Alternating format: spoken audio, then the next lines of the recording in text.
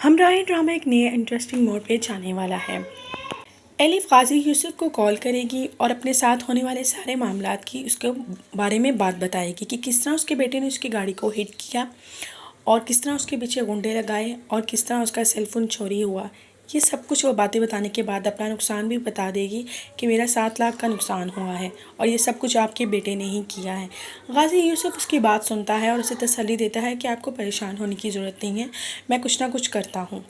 دوسری طرف جیسے ہی سیان کو پتہ چلے گا کہ ایلف نے اس کے بابا کو کال کر کے اس کی شکایت لگائی ہے، تو وہ یہ بات مریم کے ساتھ شیئر کرتا ہے کہ کس طرح اسے ایلف ملی اور کس طرح اس کے ساتھ واقعات ہوئے اور وہ کس طرح سے غنڈا سمجھتی ہے۔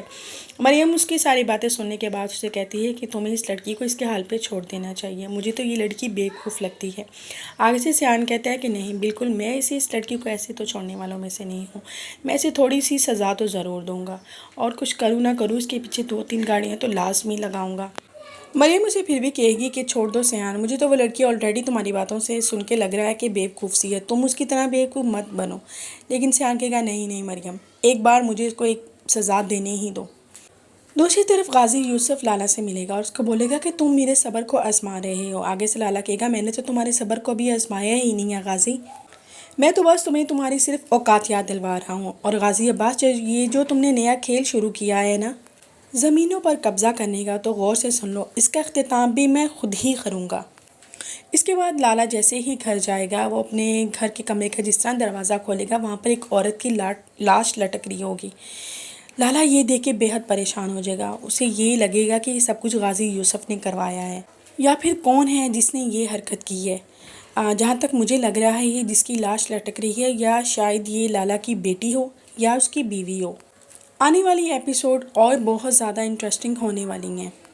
کیا پتہ ایلف کے دل میں سیان کے لیے نرمی پیدا ہو ہی جائے، اور یہ جو غازی اور لالا کی لڑائی ہے اس کا انجام کیا ہونے والا ہے، کیونکہ سیان کے ہاتھ میں جو بھی زخم لگا ہے اس کا وہ قصوروار ایلف کو ہی ٹھہراتا ہے۔ اس کی نظر میں صرف اور صرف ایلف کی ہی غلطی ہے اور اس لیے وہ اپنی اس چوٹ کا ذمہ دار بھی ایلف کو ٹھہرا رہا ہے، اور اس کی غلطی وہ ایلف کو لازمی دے کر ہٹے گا۔ دوسرے دن ایلف ہاسپٹل سے اپنی ڈیوٹی کر کے آ رہی ہوتی ہے کہ راستے میں اسے سیان مل جاتا ہے۔ سیان اسے لفٹ کی آفر کرواتا ہے تو آگے سے وہ صاف منع کر دیتی ہے کہ نہیں شکریہ، مجھے آپ کی لفٹ نہیں چاہیے۔ سیان کہتا ہے پھر بھی ایک بار سوچ لے، تو آگے سے وہ انکار کر دیتی ہے۔ جب ایلف کسی بات کا رسپانس نہیں دیتی تو سیان بھی وہاں سے چلا جاتا ہے۔ تھوڑی دیر بعد ایلف کی بھی گاڑی آتی ہے تو ایلف بھی اپنی گاڑی میں چلی جاتی ہے۔ دوسری طرف غازی یوسف اپنے کارندے ذکریہ کو کہتا ہے کہ تم جاؤ ایلف کی ماں مریم سے جا کے بات کرو کہ جس طرح بھی ہے مجھے یہ زمین آسانی سے دے دے۔ لیکن مریم پہلے ہی ذکریہ کو آلریڈی منع کر چکی ہوتی ہے۔